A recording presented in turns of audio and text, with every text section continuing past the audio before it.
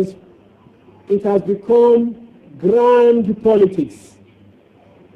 Politics by those who neither have respect for Sunnah nor for Islam itself.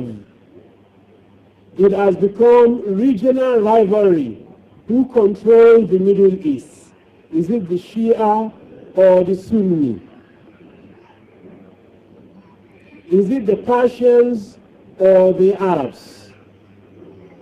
I am not saying there are no real issues of Sunnah. There are real issues of Sunnah, but nobody is absolute. Nobody is absolute. And in fact, it is so bad that some people accuse people like Imam Malik of not really being Ahl Sunnah. They condemn Imam Suyuti of not really being, Ahl Sunnah. They condemn people like Imam Shafi'i, Imam Abu Hanifa. They say they are not real people of Sunnah. And that, that even this madhab in themselves is a form of bid'ah. These are people who are not even qualified to be students of knowledge, not to talk of being scholars. You and I today are caught in the web of where to turn to, who to believe. Some books are enough to earn you the fatwa of either a munafiq or a kafir altogether. You must not read them. You must not even touch those books at all, because they are books of dalal.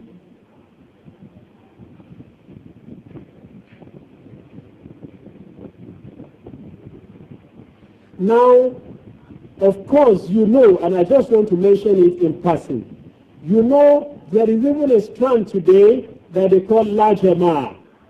What we are doing here is totally out. It is not part of Islam. How can you gather for people to say lecture? No. Lecture for what? There is no lecture. You have even criminalized everything by bringing women to come and listen to lecture delivered by a man. La ilaha illallah Muhammad Rasulullah. In fact, you have even become more criminal that these women are not covering their faces. They are wearing different colors. Some of them wearing blue, some of them wearing green, some of them wearing, everything must be black. And they should stay inside.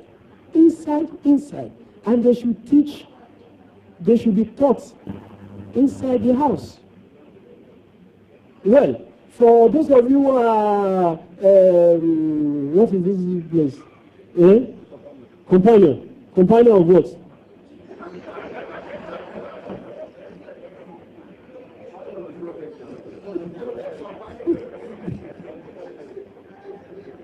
Wallah, very serious. They say all these are dalal. Some people call them Ansarudin. Ansarudin of what? Deen of what? There's nothing like this. La Jama'ah. Alright? Anybody that belongs to any association, I'm not saying that there are no excesses. I'm not saying that there are not so many things wrong in most of these associations. So many things wrong that will need to be corrected. So let's get that, right. But this is what we have been struggling with. And there is no better way out than the hadith of the Prophet. عليكم بسنتي وسنة الخلفاء الراشدين المهديين من بعدي عضوا عليها بالنواجذ. Hold on to my sunnah and the sunnah of my khulafa, hold it with your premolars. There are the literalists. Literalists. It is the way it was interpreted 1,000, almost 500 years ago. Anything that differs is out, is bid'ah. All right? There are those, today, you don't know the extent to which this thing has gone. There are people here in this country who will not pray here because of the time.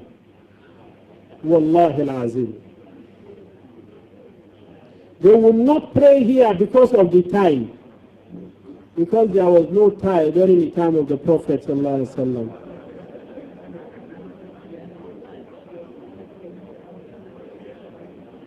In fact, I met some of them who says they cannot go to Hajj. I say why? They say, Hajj wo lẹ ń sọ? Hajj tí wọ́n ti gba gbogbo ẹ̀rú. Ṣé Hajj tá níbi wá fi kalẹ̀ lọ́wọ́ gbogbo ẹ̀ wọ́n ti sọ ìdàkúdà. Gbogbo ẹ̀yin tẹ̀ ń lọ Hajj nísìnyí tẹ̀ ń lọ wò rẹ nìyí.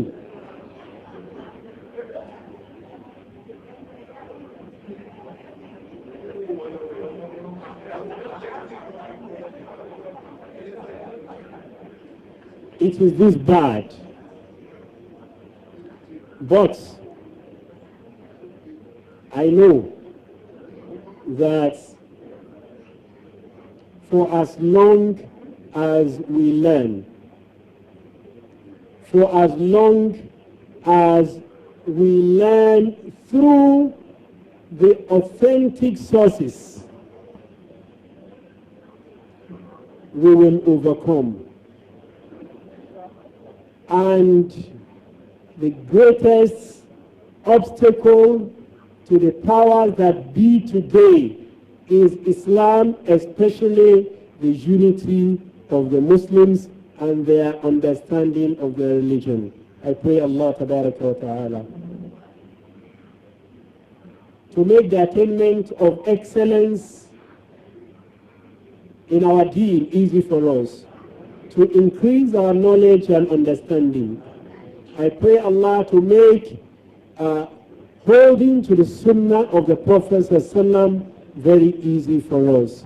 أقول قولي هذا وأستغفر الله العظيم لي ولكم ولسائر المسلمين من كل ذنب واستغفروه إنه هو الغفور الرحيم. سبحان ربك رب العزة عما يصفون وسلام على المرسلين والحمد لله رب العالمين. الحمد لله الحمد لله الحمد لله رب العالمين. جماعة لك جزاكم الله خيرا يا إمام. One more time. One final time. May Allah accept the effort as ibadat, reward him in this world, reward him in the hereafter.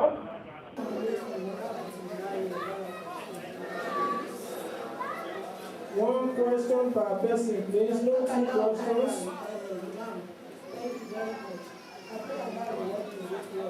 This morning, when I was reciting Quran 6, Surah Al-Hanan, verse 159, and I came across this topic.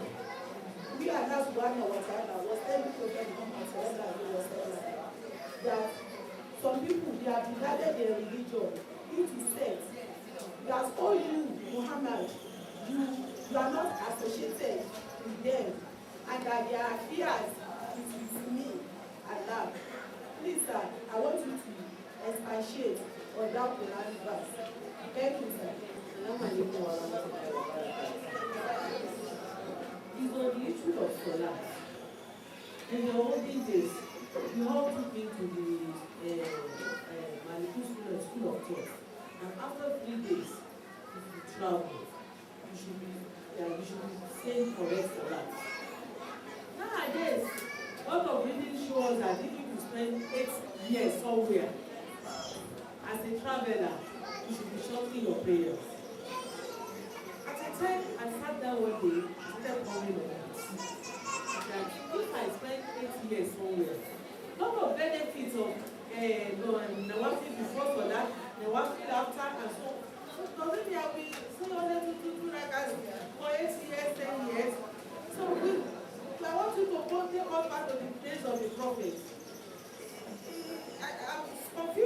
Islamic Islam. Please, how many days are we going to how many days are we going to Yeah, I thank our Imam for the lecture.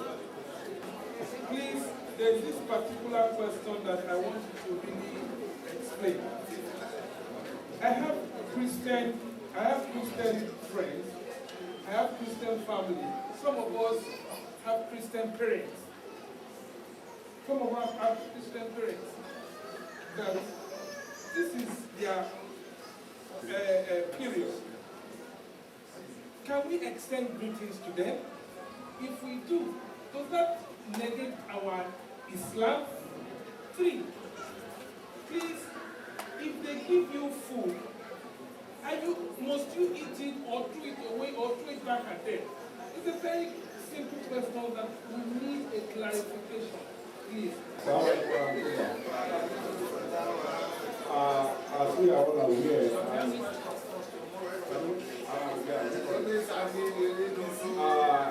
we are all aware, what Ustaz are giving to us is actually from the historical antecedents of what we are now described as either disunity or sectarianism. And indeed, the unity of Muslims, I don't think is achievable, but how do we manage? Because we have actually asked from the basis, we continue to divide and divide and divide. I think as one human, what is practically necessary for us is to be thinking, probably go to strategic section of how do we manage our disunity rather than seeing it as a mirage. Salaam alaikum. What?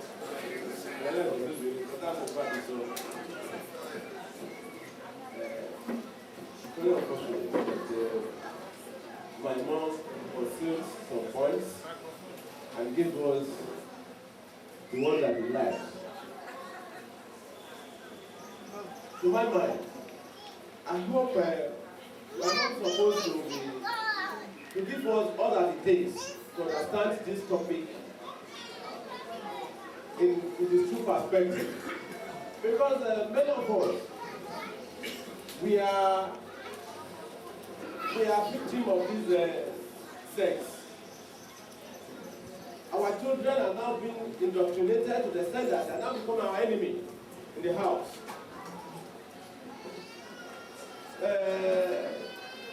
You do Salatu is Bidia. The Asgaru in Jama is Bidia. You do Tasbih is Bidia. You use our rosary to do your Tasbih is Bidia. You go to your friend who is a Christian, you say salam and you greet him for New Year, is Bidia. All those things are Bidia. So please, which way out of this thing? Because you said there's a solution to it, but to me, I don't know where to go for this. Thank you very much. In support of the two earlier speakers, I want to suggest that there is still some sort of gap from the presentation of the Imam and from what we are facing in the recent time. So there should be a follow-up lecture, 1 or 2, for us to get to the solution, and we must be able to look at the solution. And I want to suggest also that maybe the day we are now having the solution, let us invite the youths, our dawn and all that. Then we should have a sort of interactive section. Having gone through, then again, this lecture we should have access to the lecture. Assalamu alaikum warahmatullahi. Assalamu alaikum. Please, what, how, and when are we going to address the issue of our Ratibi Mosque Imam now being against the December camp by Muslims, saying it's an innovation which is just like 31st December Tahajjud. That the campaign is just like Tahajjud. Okay.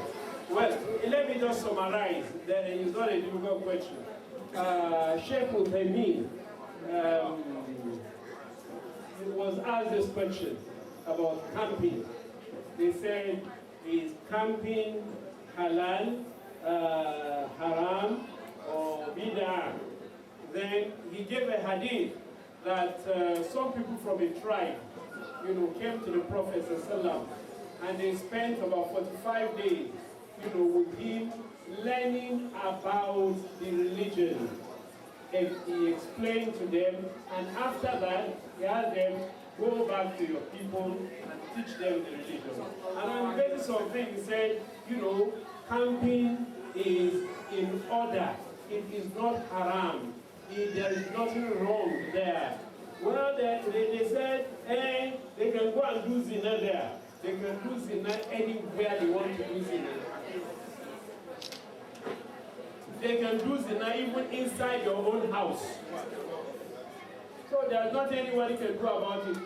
There is the possibility, and you can't eliminate it, that, certain things that might not be right will happen. But that will not be a strong enough argument to cancel it. Now that's number one. Number two, this is a time that you need to engage younger people. If you don't engage them,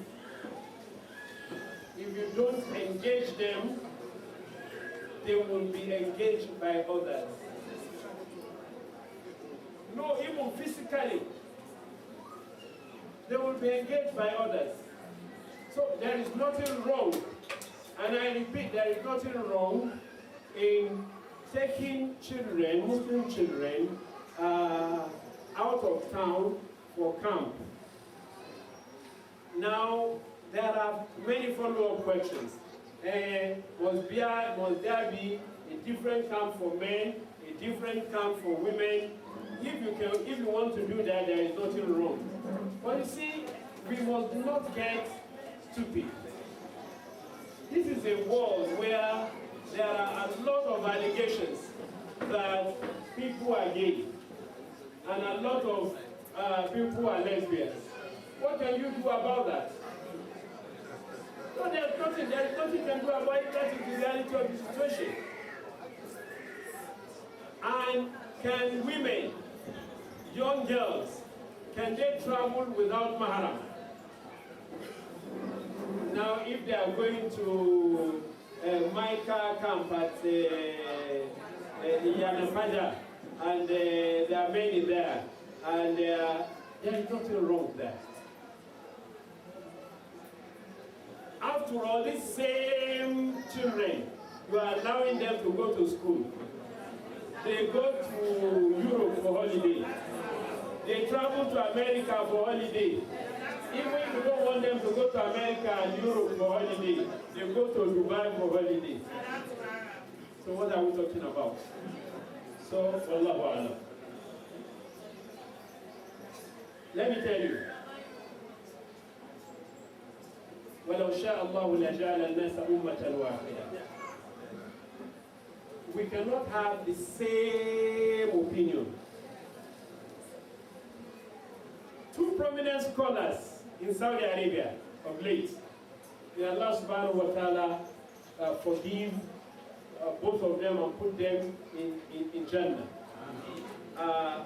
Sheikh Nasiruddin Al-Albani and Sheikh bin Baz,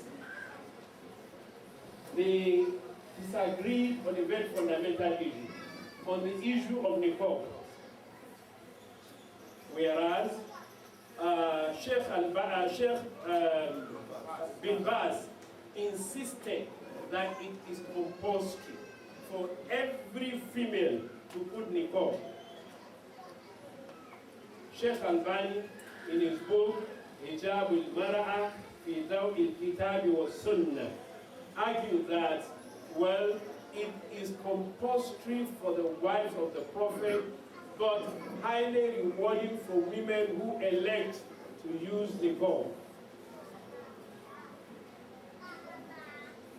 I mean, these are world-class scholars. On the basis of this, some people have condemned Albani. They say he doesn't even know anything.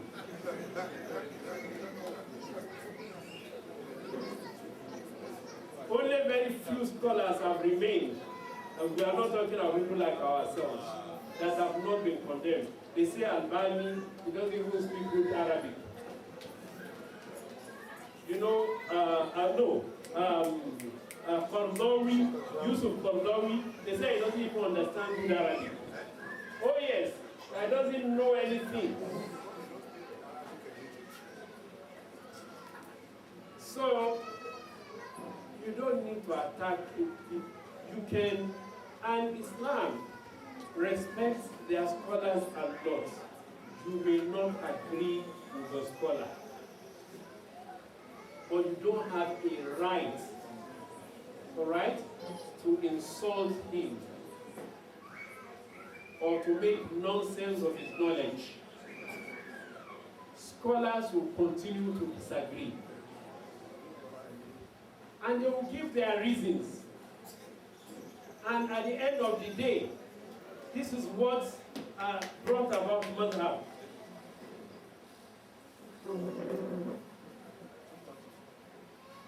And in fact, the way they apply the rules of usul can be different. Your interpretation can be different from my interpretation, provided that we derive our rule from the same sources. Our understanding may differ. You see, a time will come, whether or not we like it, that we will come together by force. And it is very soon. It will soon come. Because the enemies of Islam do not know what the differences are between Jama'ah and La Jama'ah.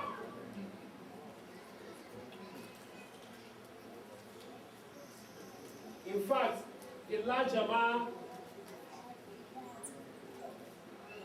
until very recently, when something happened and they have declared virtually all the ulama in Yoruba land as kuffar. Virtually all of them. They said Sheikh Abdur-Rahman was a kafir, Sheikh Muhammad Kamaluddin rahimahullah was a kafir. Living and the dead, they say all of them, were kuffar. Why? Because they started Islamic organizations.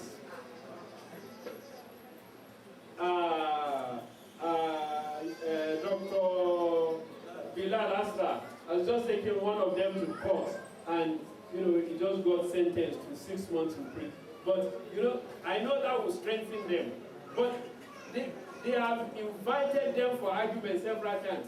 They will not agree to come and attend any intellectual arguments.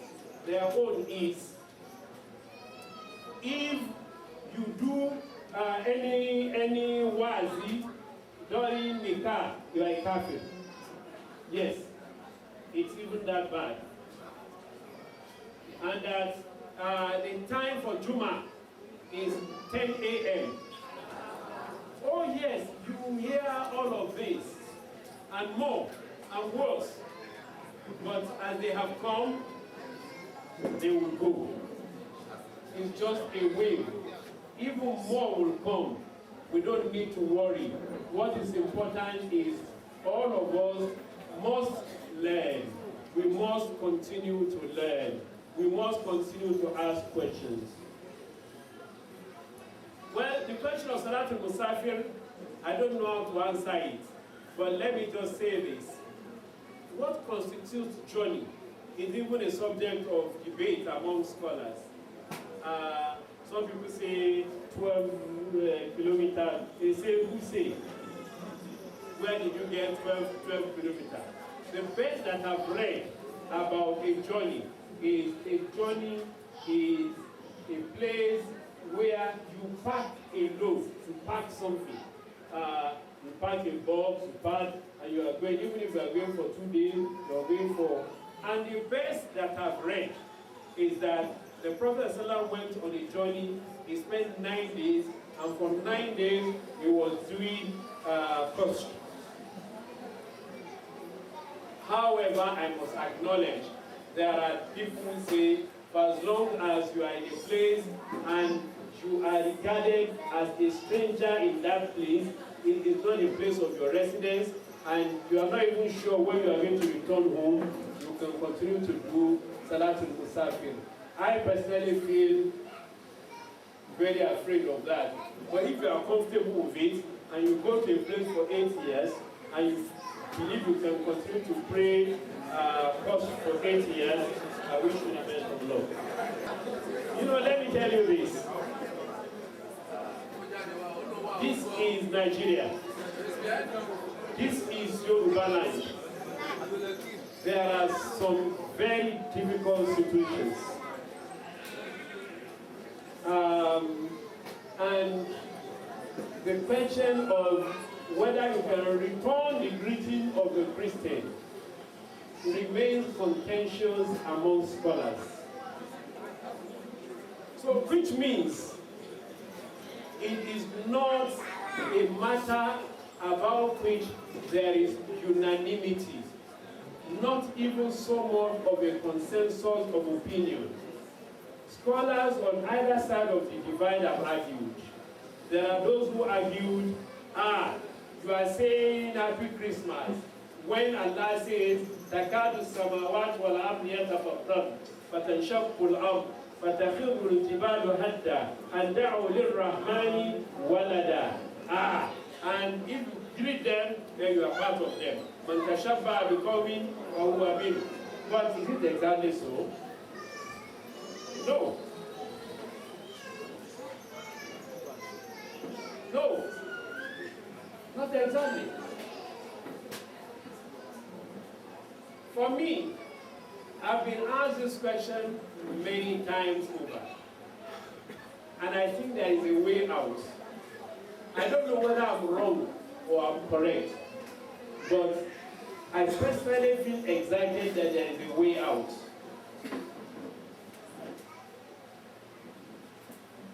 And that way out, I don't think it's too offensive, if there is an offense there at all.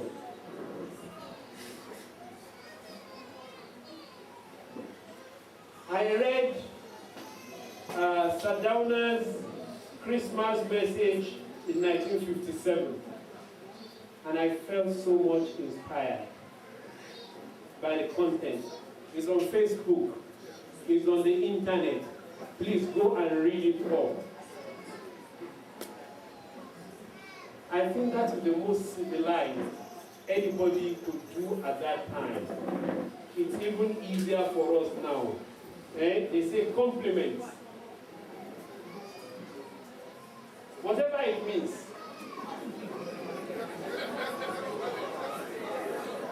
No, maybe it is because I'm from Ileke. When you say compliment, I say compliment. Maybe it is even the dress that I'm wearing that you are complimenting. But the truth remains, for as long as we are not drawn to direct shirk, we must maintain excellent relationship with our Christian neighbors, our Christian members of our families.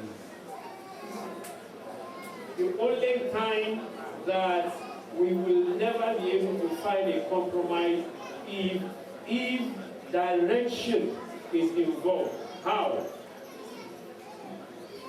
They insist that we must follow them to the church for vigil on the 31st of December. I think I can safely say that is a no-no. But I don't think you will become a kafir when somebody said compliment of the CC, and you say, never understand. And you say same to you. Or you even say, so is it correct? When they say compliment, they say complimentary.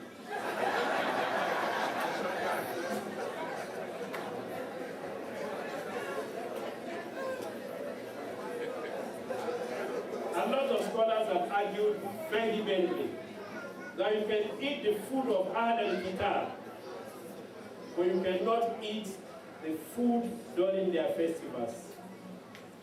But again, this is a very difficult matter. Because during Ileya, we give them meat and they take it.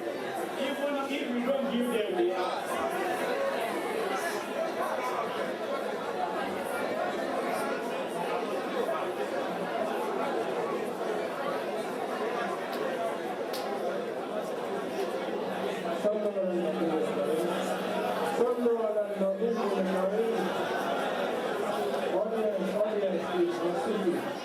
So what is a sect? A sect, an association are different. Now, the madhab of Imam Malik has a set of understanding of Islam. There are differences sometimes between the madhab of Imam Malik and the madhab of Imam Ahmad bin Hanbal. The Maliki is not a sect. The Hanbali is not a sect. Nasfat, to the best of my knowledge, is not a sect. Ansaruddin, to the best of my knowledge, is not a sect.